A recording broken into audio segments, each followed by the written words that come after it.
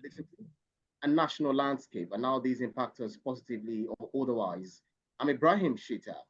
Today on the show, Natasha suffers big setback in case against Akpabio. Because of the program, we take your questions, but first, subscribe to our YouTube channel and drop your questions in the comment section.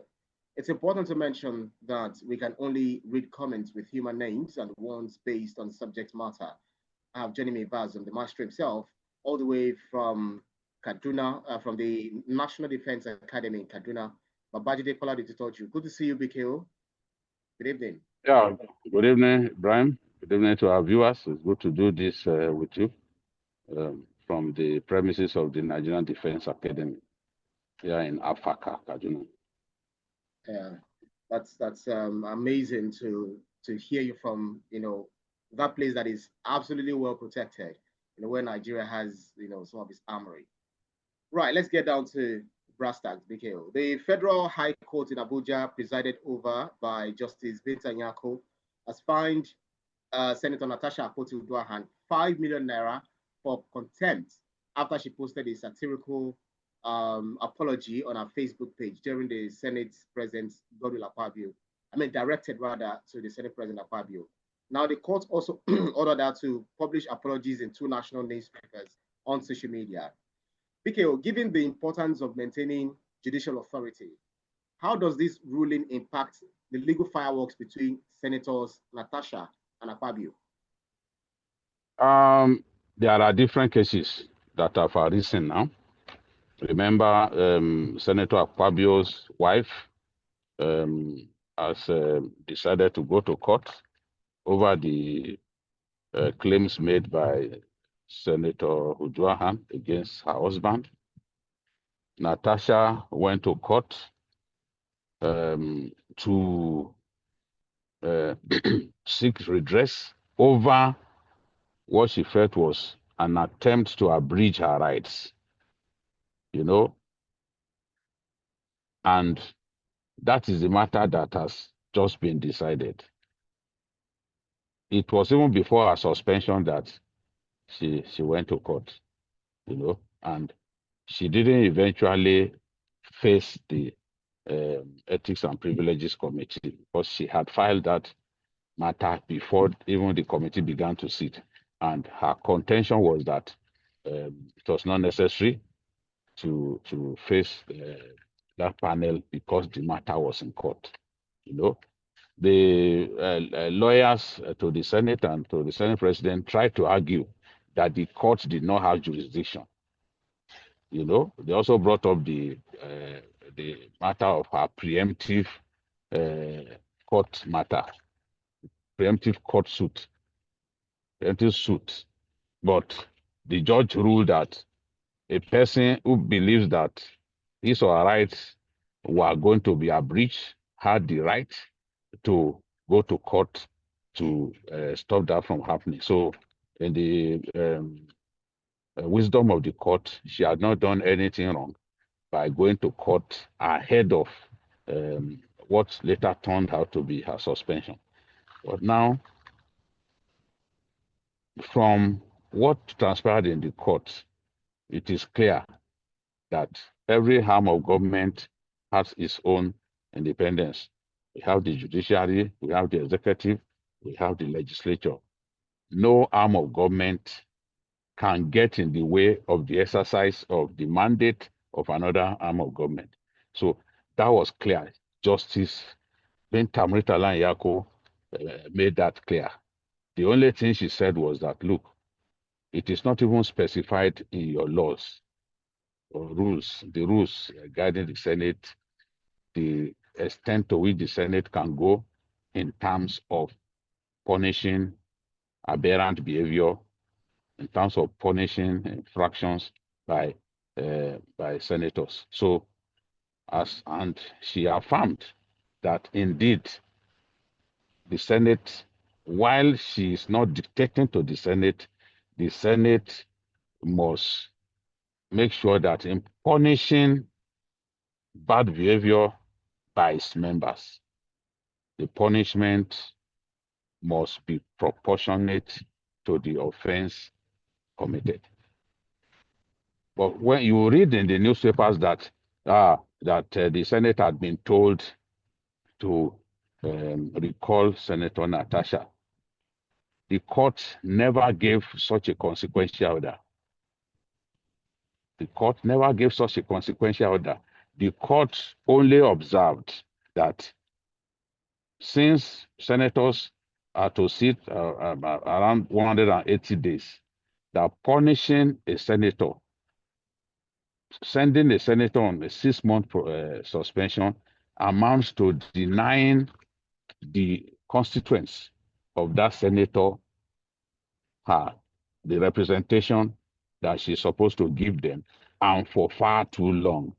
So it's one thing to say, oh, your punishment is too harsh. It's another thing to proceed to say, based on the fact that your punishment is too harsh, my decision, my order is that you should immediately recall Senator Natasha. The court never gave such an order. We live in a country where people deliberately misinterpret court judgments. You have different versions of a court judgment. This shameful attitude happened even in Kano. In the chieftaincy tussle between Sanusi, Mamadou Sanusi, and Aminu Ado Bayero.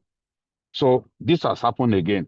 One thing I know for the purpose of educating our people is that all of the issues, all of the substantive, all of the critical issues in the substantive suit brought by Natasha were resolved against her. And I'll break everything down. The court affirmed that, one, the decision of the Senate president to reallocate Natasha's seat was not illegal, was in line with the Senate rules.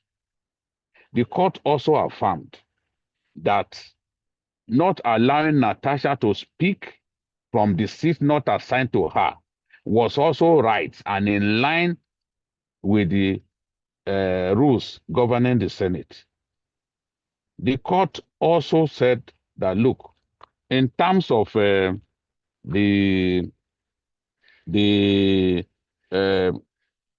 transfer of our matter to the Ethics and Privileges Committee, that the Senate president had not done anything wrong.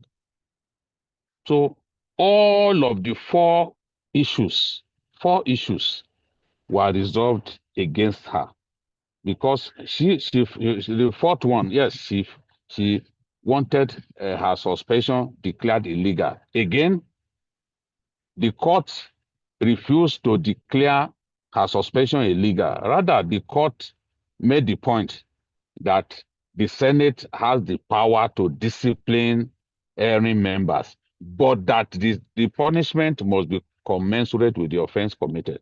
So, while not saying that the suspension was illegal, the court made the point that the judgment, that the punishment was harsh, but he did not proceed to give a consequential order to say, okay, in line with my submission that this punishment is harsh, recall her immediately. The court did not make that order. The court, in the course of the case, there were so many nasty things on social media and all that, interviews being granted on social media and even in the mainstream media. The court took the decision to stop the parties in the case from commenting on the matter that was before the court. It was during this period that Natasha then wrote, because the Senate had demanded an apology from her for her conduct. It was while the order of the court that the parties should button up their lips and stop saying those nasty things that we were seeing, that we were reading about in the media. It was during that period that Natasha decided to write a a funny apology to the Senate, which every one of us knew that it was satire and it was in a very bad faith. It was in a very bad faith. The court decided to convict her on this because she had gone against the decision of the court by going to post that funny apology, which the court deemed wrong. So the court has now mandated, ordered her to, in addition to paying the fine, write an apology in 2 national dailies, post the same apology on your Facebook page where you publish the satirical apology in the first place. So the court convicted her on that score. So generally, when you look at the matter, because the court was of the view that the publication was contemptuous, deliberately ridiculing both the Senate president and the judicial process. So she was then ordered to make those apologies. And the court will be waiting to see how soon she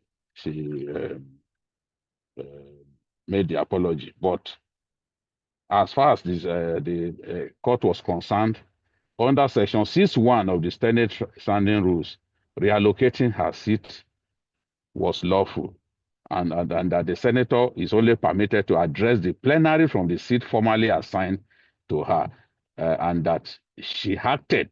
The court affirmed that she acted contrary to Section 6, subsection 2 of the rules when she attempted to speak from an unallocated seat.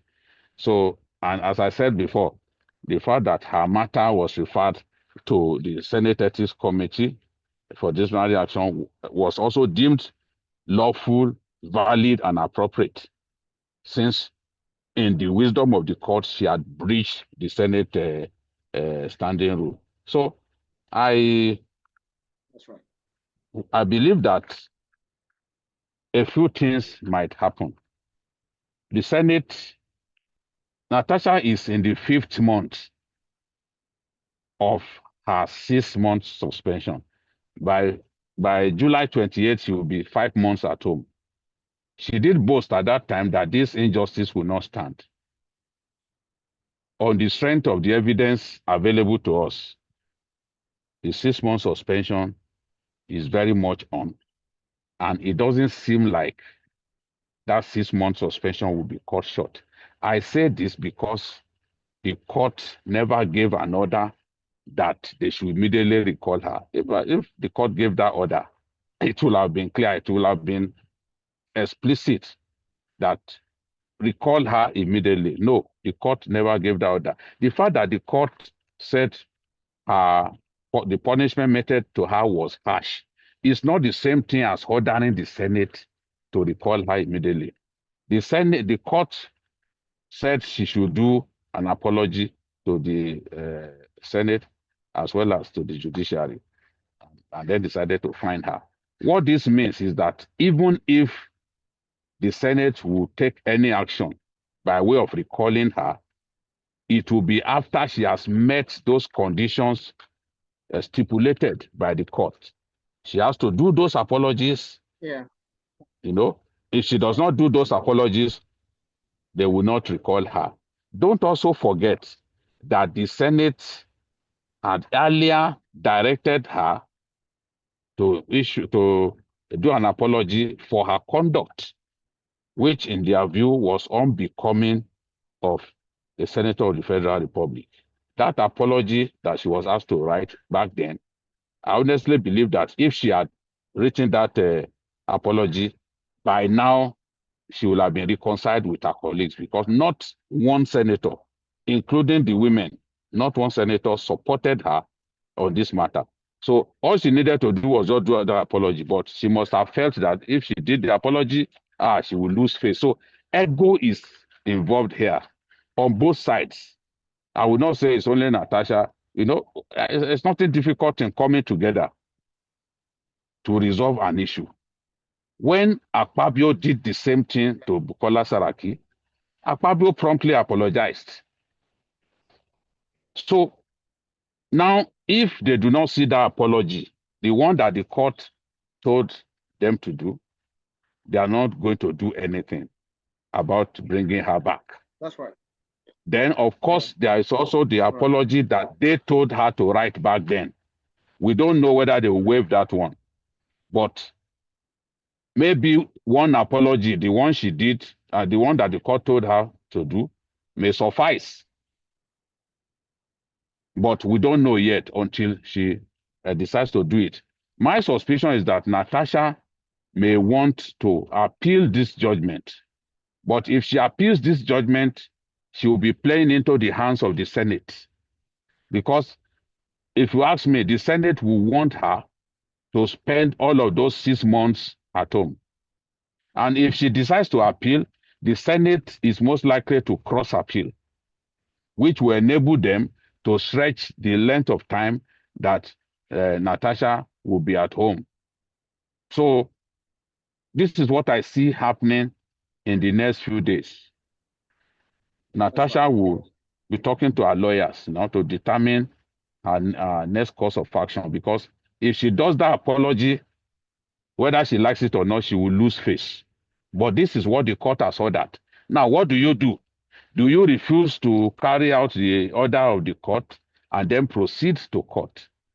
If you proceed to court, it enables the Senate to extend the time that you are going to stay at home. And no one even knows whether, if she does not show remorse, that the Senate cannot say, okay, at this point, we are extending your suspension. So it's a very tricky situation. And let's not forget, even the matter of sexual harassment, Natasha has not gone to court about that. It's the Senate president's wife that has gone to court. But there are 2 criminal cases already filed against Natasha. So even if she gets a breather from one of the courts, there are still 3 other cases pending against her. So I still believe that this matter is best resolved politically, but it will require that Senator Natasha changes her attitude to this whole thing. Because as long as you do not bring the evidence of Akpabio harassing you sexually, you are not going to get the sympathy of majority of Nigerians. They will just think that, look, you are not saying the truth. So we have been appealing to her to bring the evidence of sexual harassment so that we can take it further. You know, that a man says you are beautiful. Let's just wait a little bit. That a man tells a woman that she's beautiful does not amount to sexual harassment, in my view.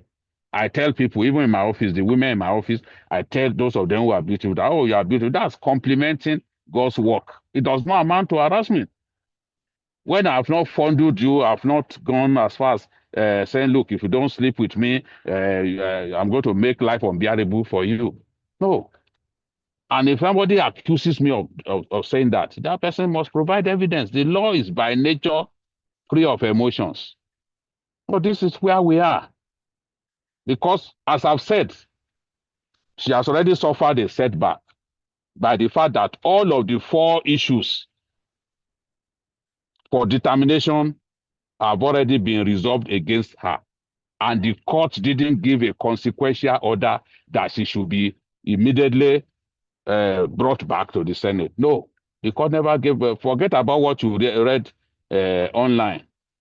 Look at the way credible media institutions are reporting it. You will not see. You won't see that. So this is the thing. 4 of those critical issues resolved against her, resolved not in her favor. So, in my view, this matter has not ended in her favor. So she has to tweak her strategy.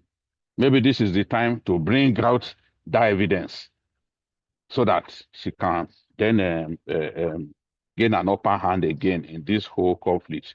If she brings evidence, it will turn the table against the Senate president. As journalists, we are eager to see that evidence. I'm waiting. I know what I can do if I get that. Bring the evidence. Bring the evidence. That's Right. That's what we are waiting for. Right. So now looking at let me take one or two reactions before I take my probably last question. One or two reactions. We have Aisha Mohammed say Natasha's suspension smells like political revenge. The Senate skipped a fair hearing, like in the 2016 Dinomila case, where courts upheld constitutional rights. Chukwuma Okeke says the Senate silenced Natasha to avoid accountability. Section 36 of the 1999 Constitution supports her right to fair hearing. We have Ibrahim Musa saying Natasha's post defied a clear court order. The contempt ruling upholds judicial authority. Ngozi Eze says the 5 million naira fine was fair. Natasha's actions undermined the court's integrity in a sensitive case. Ahmed Yusuf says the Senate was right to discipline Natasha for decorum. The court's ruling supports their authority. And Chidi Okafor says Natasha's actions disrupted Senate order. Legal limits allow such disciplinary measures. Now, looking at the issue of Natasha and Akpabio, if you look at the public, they've been divided. The public dispute began when Natasha was asked to change her seat during, as you said. So if you look at the Natasha Akpabio dispute, it has polarized public opinion, with supporters and critics divided on her actions. What do you think are the main challenges in managing public perception in such high-profile legal battles? And how do you think this case will influence the relationship between the Senate and the judiciary in Nigeria? I don't think the case will alter the relationship between the Senate, between the legislature and the judiciary. The judge has done the right thing by affirming the powers of the legislature to punish his members. The only thing the judge said was that if she felt, or he felt, because he used the male gender when referring to judges, the only thing the judge said was that he felt that the punishment was harsh. But the judge never said recall her. Those lying that the judge said she should be immediately recalled, we need to tell them that there's nothing they will gain by lying. The woman will still be at home because there was no order to immediately recall her. So that is that. The orders were clear. Go and pay a fine of 5 million. Do those apologies in 2 national dailies and on your Facebook, on your official Facebook page, where you disobeyed the order of the court in the first place and caused injury to the Senate, in the so-called apology that turned out to be just a joke. So this is the thing. Talking about matter of fair hearing, what are Nigerians talking about? A woman went to court even before the panel to handle a matter had even begun to sit, and she refused to go and appear before that panel, arguing that she had already gone to court. So what do they mean by fair hearing? She's not the first person. Nigerians are emotional because a lot of our people don't like Akpabio. And this is the attitude that we have. If you don't like an individual, that person can never do anything right in our view. We need to be more mature than this and look at issues critically and objectively. Somebody is saying what accountability are we talking about when the woman has not brought a single shred of evidence? Are you people whining me? She has not brought a single shred of evidence. And you are saying that the Senate does not want accountability as in what? You are not the first person who has had her seat changed. Even former governor, people bigger than her, like Tambuwal seat was changed. And nothing happened. Usually when there are defections, it makes the reallocation of seats inevitable because people sit in majority and minority. The Senate is divided into two. The minority seat on one side, the majority seat on the other side. So when people defect to the ruling party, for example, it will necessitate a realignment of those seats, and it was a simple thing, but she made an issue out of it. Other people had in the past had their seats even that same day. They had their seats reassigned. Nothing happened. It amounts to making a mountain out of a molehill when just because of the reallocation of your seat, you got up and you began talking, saying all kinds of things. Now the court has ruled that that action was right, that the reallocation of her seat, the refusal to let her speak from a seat not assigned to her, the court also ruled that it was right and in line with the rules of the Senate. So what are we talking about? What is the lack of accountability here? Rather than talking about lack of accountability, the people who are supporting her should put pressure on her to bring the evidence that she has against Akpabio. I know Akpabio, I've said before that Akpabio is difficult to like, but what we are saying is bring the evidence. Let us have access to the evidence so that we can use it. We are journalists. We are ready to use any material that you give us once we can verify that it's genuine. So that is the critical issue now. Bring the evidence. Bring the evidence. It shouldn't be difficult. All right, BK. All right, BK, because of our time, Yeah. we have about 5 minutes to go. And I just want to squeeze in this question. If you look at Nigeria's legal system, it often grapples with balancing freedom of expression, judicial authority, and political accountability. What do you think are the long-term legal and societal challenges of regulating social media use by public officials in Nigeria, particularly in the context of contempt laws? And how do you think this case, would shape future judicial approaches to similar issues? Well, I think that generally all freedoms must be exercised with a high sense of responsibilities. I can tell you that this case constitutes a watershed in the evolving jurisprudence, especially on separation of powers, parliamentary discipline, and the limits of digital expression by public office holders. There is a clear court order for you not to speak on that matter on social media, on the mainstream media.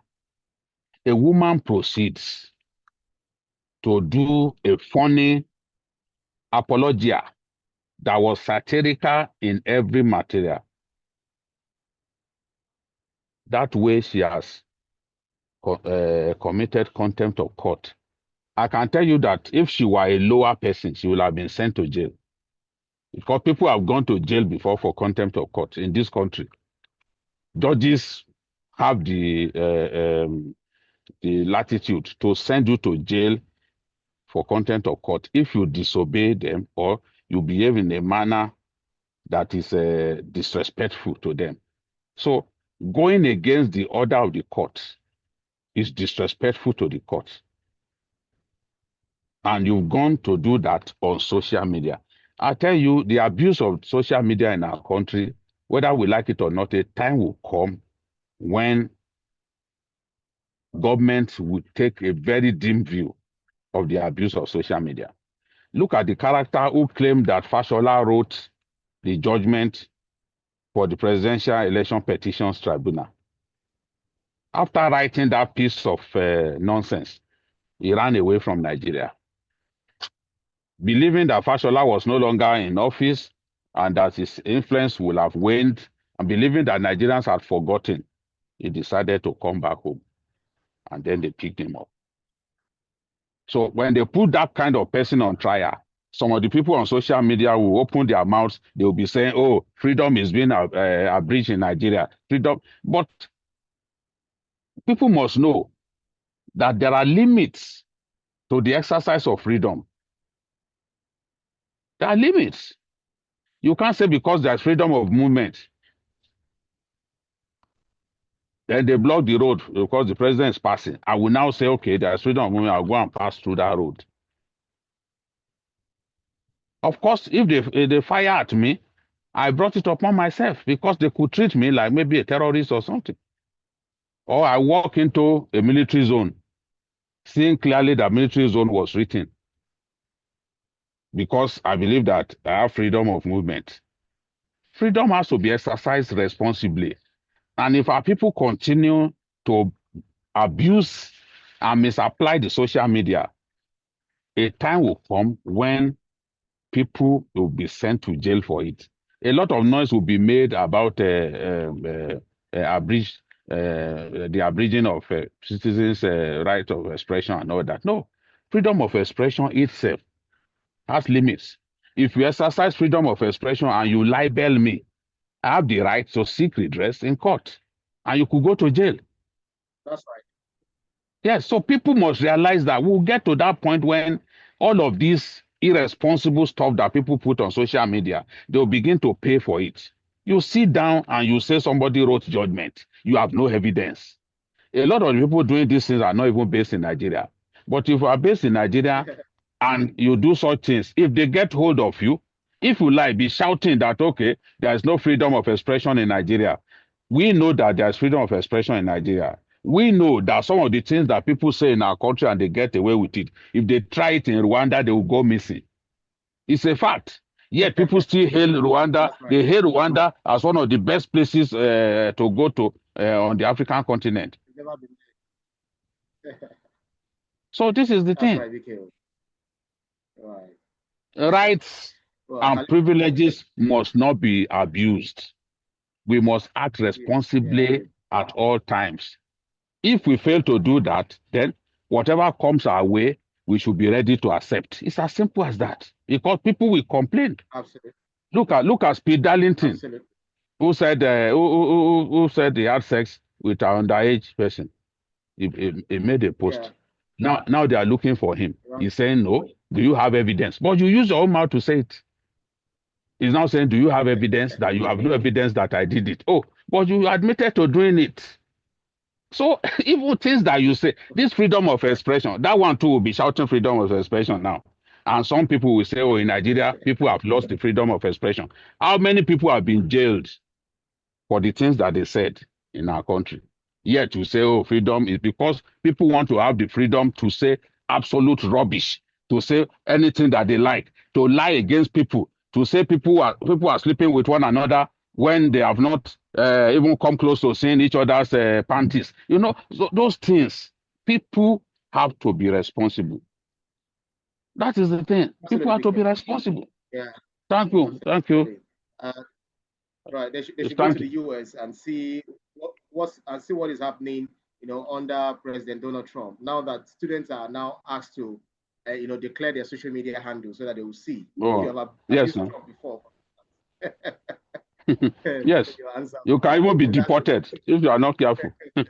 And some of them will be denied entry into the US on account of their social media activity. So that is the thing. That's our show for today's edition of Issues with Jide. Special thanks to you, Baba Jide Olade Otutoju, for those insightful analyses, as always, all the way from the NDA Kaduna. Thank you, BKO. Thank you, Ibrahim. Thank you, our viewers. I love you all. All right, thanks to you, to our audience, for keeping our company on every edition. You can see the program again anytime by subscribing to our YouTube channel, TVC News Nigeria. Click on the subscribe button to get the latest information. You can also follow us on our social media platforms at TVC News NG. I'm also at Ibrahim_Shita. On behalf of the rest of the team, I'm Ibrahim Shita. See you again next edition. Bye for now. Bye.